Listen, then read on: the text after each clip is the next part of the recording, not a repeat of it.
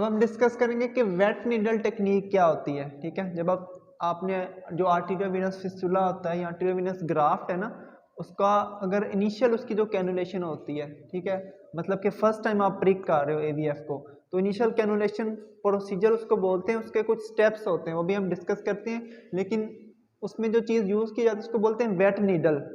ठीक है, wait needle technique क्या होता है? वेट नीडल का ये मतलब होता है कि नीडल को अपनी नॉर्मल सेलाइन से प्राइम करना होता है। ठीक है, प्राइमिंग द नीडल। तो वेट नीडल करने का क्या फायदा होता है, उसका क्या पर्पज, वो भी डिस्कस करेंगे। ठीक है, तो वेट नीडल क्यों करते हैं? ये इनिशियल कैनुलेशन के लिए यूज होती है। ठीक है, वैसे बेहतर ये है कि आर्डनरी भी आप नीडल को प्राइम करना होता है टू रिमूव द एयर।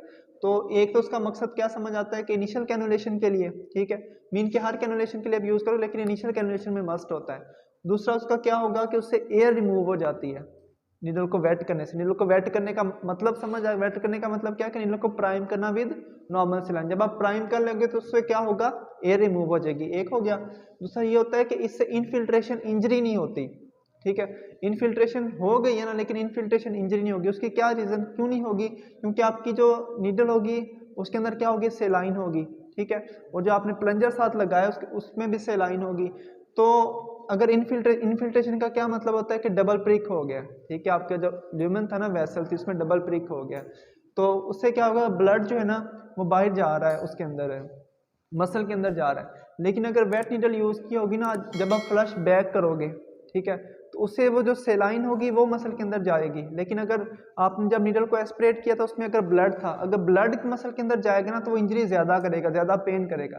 लेकिन अगर सेलाइन, जैसे सेलाइन जाएगी, पेशेंट तो बता देगा मुझे पेन हो रही है, उस टाइम पे आप उसको रोक दोगे। ठीक है, मीन के आप स्टॉप करोगे, प्रेशर दोगे, उससे इनिशियल कैनुलेशन इंजरी कम होगी।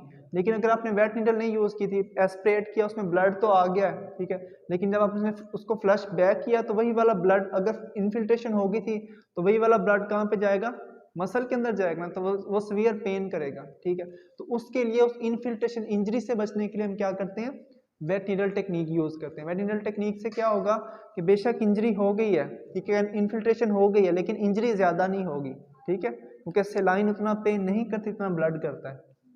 ठीक है ना, मसल के अंदर जब ब्लड आएगा तो वो पेन ज्यादा करेगा, उससे इन्फेक्शन का रिस्क भी ज्यादा होता है। लेकिन अगर सेलाइन होगी तो पेन भी कम होगी, बाद में कॉम्प्लिकेशंस भी नहीं होगी इतनी। ठीक है, दूसरा ये होता है कि ये ब्लड स्प्लैशेस से बचाता है। वो किस तरह से, क्योंकि नीडल आपकी वेट है, उसमें क्या एनएस है। ठीक है, और सम टाइम क्या होता है कि अगर आप भूल गए हो कि नीडल का जो स्टॉपर होता है वो लगाना भूल गए हो और नीडल प्रिक हो गई है, तो ब्लड फ्लश बैक होता है ना। ठीक है, तो वो फ्लश बैक होके जो जो कैनुलेट कर रहा होता है ना पर्सन, उसके ऊपर आ सकते हैं ब्लड के स्प्लैशेस। लेकिन अगर वेट होगी तो पहले वो सेलाइन बाहर आएगी ना, उतने में आपको पता चल जाएगा।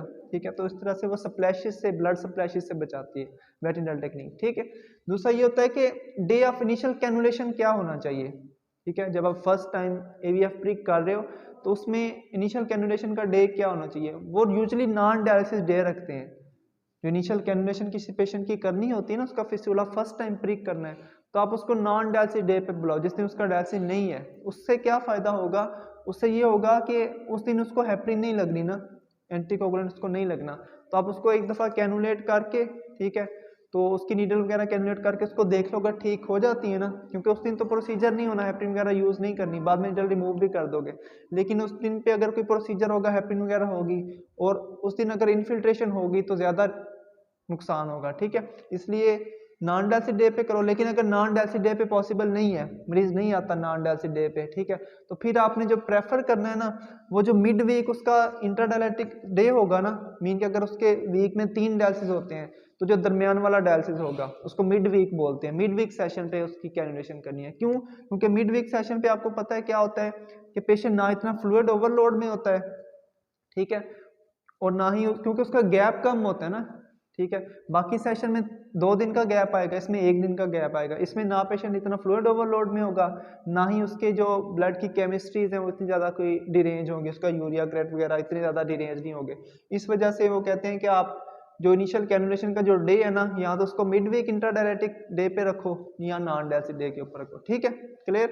हमारे पास है कि गेज ऑफ नीडल क्या होना चाहिए इनिशियल कैनुलेशन के लिए। ठीक है, तो इनिशियल कैनुलेशन जो आप करते हो ना वो 17 गेज की नीडल से करना चाहिए। ठीक है, क्योंकि आपको पता है कि जितना गेज किसी नीडल का बड़ा होगा, ल्यूमेन उसका उतना छोटा होगा। ठीक है, तो इनिशियल कैनुलेशन के लिए 17 अगर 17 की अवेलेबल नहीं है तो फिर 16 से भी कर देते हैं, ठीक है। 16 या 17 की यूज़ करनी चाहिए इनिशियल कैनुलेशन के लिए।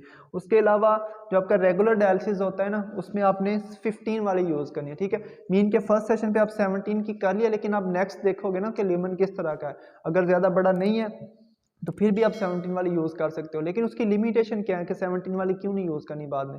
तो 17 वाली होती है ना, उससे आप ज़्यादा ब्लड फ्लो रेट नहीं ले सकते, ठीक है। तो उसकी लिमिटेशन ये है कि उससे जो मैक्स आप ब्लड फ्लो रेट ले सकते हैं ना, वो 250 ml पर मिनट है।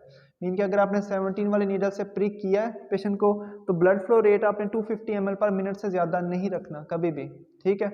और अगर आप 16 वाली यूज़ करें तो 16 वाली की लिमिटेशन ये है कि उसमें 350 ml पर मिनट से ज़्यादा ब्लड फ्लो रेट नहीं ले सकते।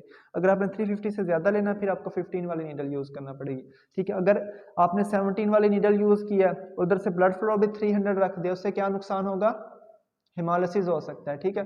जो ब्लड के जो सेल्स है ना वो ब्रेक होना, क्योंकि नीडल का ल्यूमेन छोटा है, वो जो ब्लड के सेल्स हैं उसकी नीडल की टिप के साथ टकराएंगे, वो ब्लड की वेसल के साथ टकराएंगे, उससे हेमालिसिस हो सकता है, सेल्स की ब्रेकडाउन हो सकती है। हेमालिसिस से क्या हो सकता है, हाइपरक्लीमिया हो सकता है। हाइपरक्लीमिया से क्या हो सकता है, कार्डियक अरेस्ट हो सकता है। कार्डियक अरेस्ट से क्या हो सकता है, डेथ हो सकती है, ठीक है। तो इस वजह से इन चीज़ों को भी ध्यान में रखना होता है।